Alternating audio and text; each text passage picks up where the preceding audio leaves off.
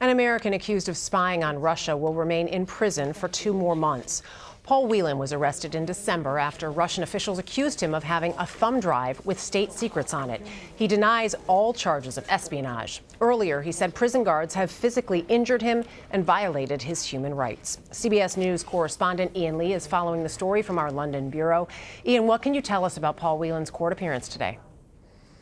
Dana, Paul Whelan arrived in court appearing angry. He told journalists that he had been mistreated by the Federal Security Service, previously known as the KGB, and said that they had violated his human rights. He also accused prison guards of beating him.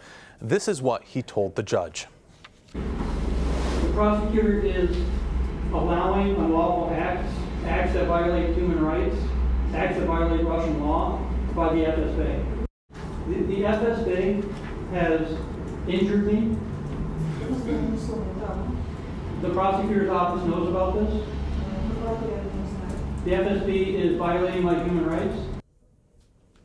Whelan then complained about being in pain and said that he needed to go to a hospital to see a doctor. The judge ordered an ambulance. Whelan saw a paramedic before being brought back into the courtroom. The judge then extended his detention to October 29th. Afterward, Whelan read a short statement saying that he was innocent of any charges and a victim of political kidnapping. Dana? Ian, I mentioned the thumb drive. Is there any other reason beyond that he's being detained? Could he have been set up here?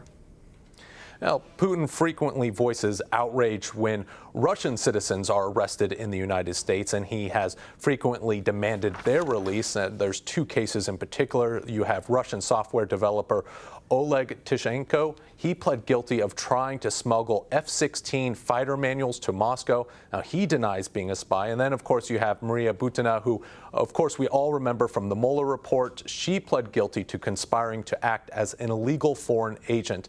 And, of course, when you do have countries that have people who possibly are agents, it's not unusual for some sort of swap to be negotiated between those 2 countries, although, we're not saying that this is what the Russians are doing. Right. And give us some sense for people maybe not following. Who exactly is Paul Whelan? What have you found out about him?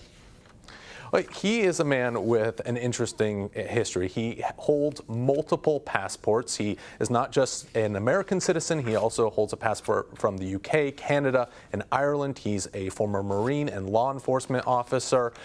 Also, we're hearing that he is a supporter of the president. National Security Advisor John Bolton has visited with Whelan's family. And Whelan has also tried to reach out in one of these when he's in the courtroom talking to reporters, tried to reach out to the president asking for him to tweet about him, although we haven't seen any tweets so far, at least this morning or today, from the president. Dana? All right, Ian Lee with the latest on Paul Whelan in court today. Ian, thank you.